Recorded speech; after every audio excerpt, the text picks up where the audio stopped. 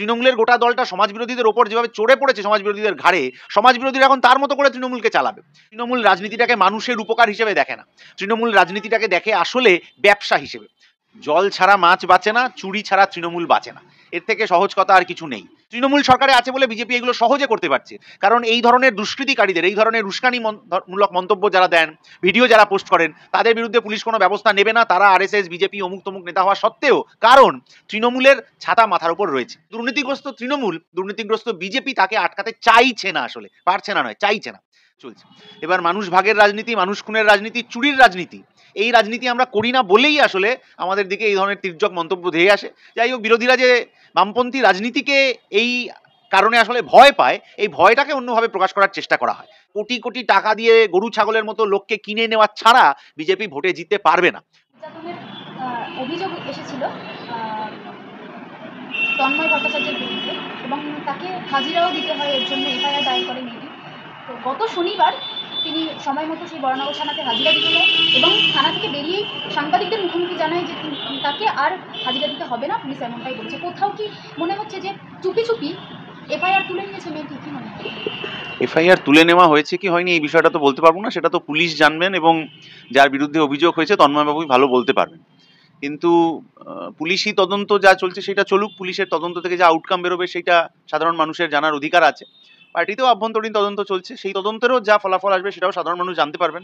আমাদের পার্টিতে এই বিষয়ে কোনো গোপনীয়তার কোনো নীতি নেই। যাই ফলাফল আসুক সেই ফলাফল অনুযায়ী ভবিষ্যৎ ঠিক হবে। এই এফআইআর তুলে না নেওয়া বা তুলে নেওয়ার প্রশ্নে পুলিশ বা তন্ময়বাবুর বাইরে তো কারোর পক্ষে জানা সম্ভব না।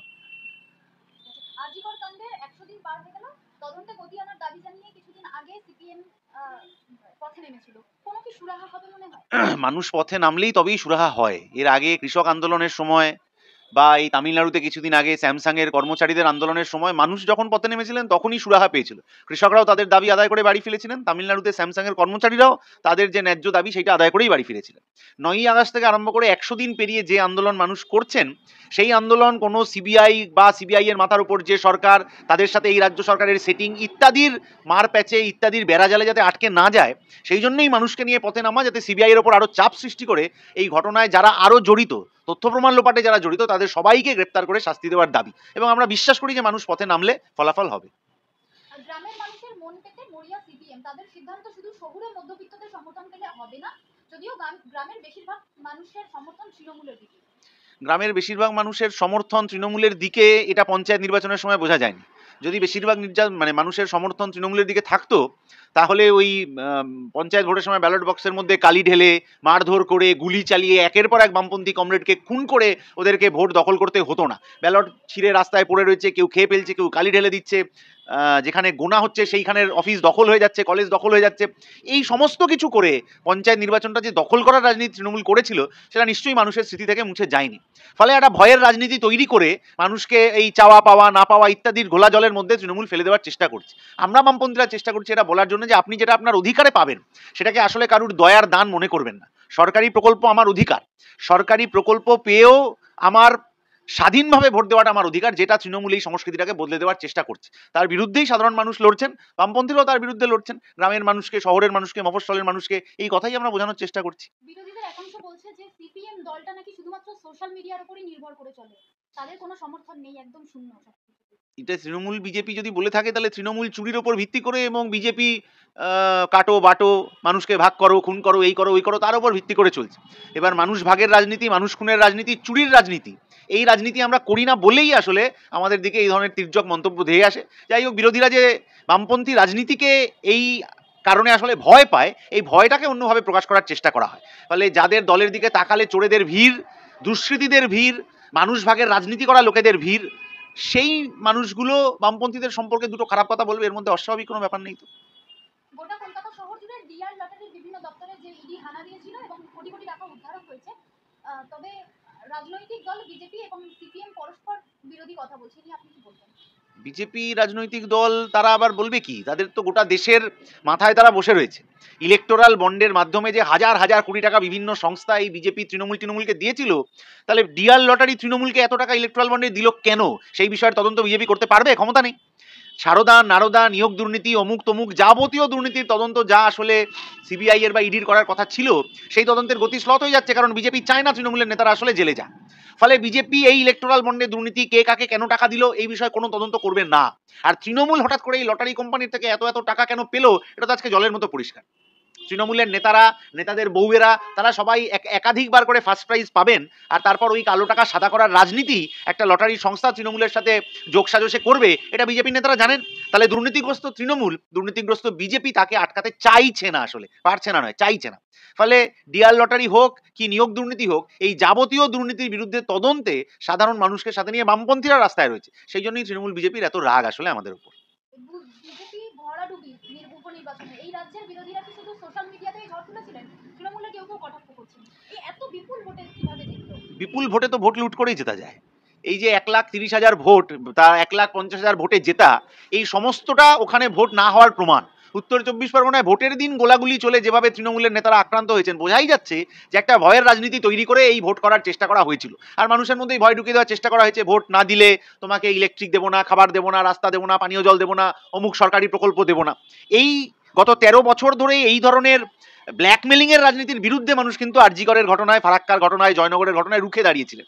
ফলে এই রুখে দাঁড়ানোর সংস্কৃতি যা এখন চালু হয়েছে, গত 13 বছর ধরে মানুষের মধ্যে জমে থাকা ক্ষোভ বিক্ষোভ যেভাবে রাস্তায় নেমে পড়ছে, আগামীকাল এটা তৃণমূলের এই যে লক্ষ লক্ষ ভোটে মানে একটা প্রহসনের নির্বাচনে জেতা, তার বিরুদ্ধেও হচ্ছে যে রাস্তায় সেইটা আমরা দেখতে পাবো। কিন্তু কুণাল ঘোষ, তৃণমূলের নেতা কুণাল ঘোষ বলছিলেন যে জনগণের পূর্ণ সমর্থন ছিল, সেই জন্য এত ভোটে জিতেছেন এবং 2026-এ পুরো আসনই নাকি পাবে, এরকম মন্তব্য। জনগণের কুণাল ঘোষের ওপর ভরসা আছে কিনা সেটাই তো বড় প্রশ্ন। কুণাল ঘোষ এককালে যে ভ্যান বাজিয়ে পুলিশ ওকে কথা বলতে দিত না, এখন সেই পুলিশ তার কথায় হচ্ছে বিভিন্ন মিথ্যে মামলা সাজাচ্ছে। ফলে কুণাল ঘোষ কখন কি বলেন, এককালে বলেছিলেন সারদার সবচেয়ে বড় সুবিধাভোগীর নাম মমতা বন্দ্যোপাধ্যায়, আজকে বলছেন মমতা বন্দ্যোপাধ্যায় মুখ্যমন্ত্রী থাকার যোগ্য। ফলে উনি কখন কি বলেন, কি ইঙ্গিতে বলেন, কি আন্দাজে বলেন, এগুলো মানুষের মধ্যে বোঝা মুশকিল। 2026 এখনো অনেক দেরি, তার আগে অনেক জল বয়ে যাবে গঙ্গা নদী দিয়ে, বাংলার রাজনীতি অনেক পরিবর্তন হবে, এবং এই যে রুখে দাঁড়ানোর রাজনীতি, রাস্তায় নেমে প্রতিবাদের রাজনীতি মানুষ চালু করেছেন, এইটা 2026 অব্দি থাকবে। এবং ফলে 26-এর পরিস্থিতি এখন থেকে যারা হিসেব করছেন তারা আসলে মূর্খের স্বর্গে বাস করছেন। দিলীপ ঘোষ বলছেন যে আমি তো অভিষেক ব্যানার্জিকে রাহুল গান্ধীর চেয়ে ভালো নেতা মনে করি, রাহুল গান্ধীর কথাবার্তার চাইতে অভিষেকের কথাবার্তা বুদ্ধিদীপ্ত মনে হয় তার। বিজেপি বরাবরই চায় পশ্চিমবাংলায় তৃণমূলটা থেকে যাক, তাহলে বিজেপির এই যে মানুষ ভাগের রাজনীতি, কাটাকাটি, হানাহানি, মারামারি, এই সবের রাজনীতি করতে সুবিধা হয়। ওইখানে ওই যে বেলডাঙ্গায় যা ঘটনা ঘটলো, কি অতীতে বিভিন্ন জায়গায় যা ঘটনা ঘটেছে, তৃণমূল সরকারে আছে বলে বিজেপি এগুলো সহজে করতে পারছে।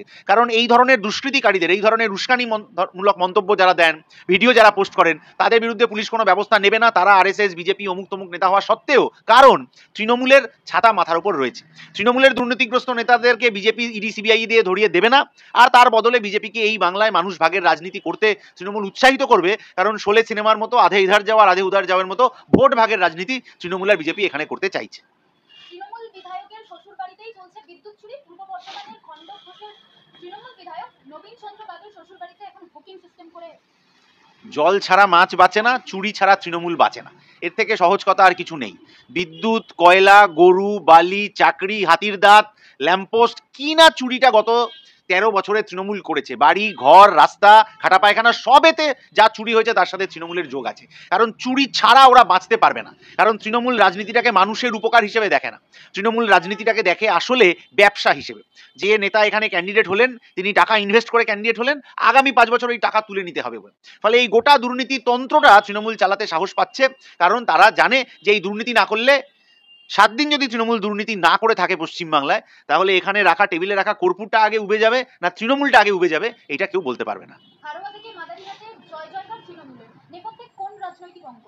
উপনির্বাচনে সাধারণত শাসক দলের খানিকটা অ্যাডভান্টেজ থাকেই, কারণ উপনির্বাচনটা তো একটা মানে বিধানসভা বা লোকসভার মতো মোড় ঘুরিয়ে দেওয়ার মতো হয় না। তাহলে উপনির্বাচনে এটা খানিকটা থাকেই। তারপরেও বিজেপির ভোট কমেছে উপনির্বাচনগুলিতে, বামপন্থী সহযোগীরা যারা প্রতিদ্বন্দ্বিতা করছিল তাদের ভোট বেড়েছে। এটা আসলে বোঝা যায় যে বিজেপি না থাকলে তৃণমূলের অস্তিত্ব পশ্চিমবাংলায় সংকটে পড়বে, এবং উল্টোটাও তাই। ফলে 26-এর নির্বাচন, তার আগে দীর্ঘ লড়াই সংগ্রামের রাস্তা রয়েছে, সেখানেও কিন্তু সরাসরি তৃণমূল বিজেপির বিরুদ্ধে সাধারণ মানুষের ঐক্যবদ্ধ আন্দোলনের লড়াই হবে।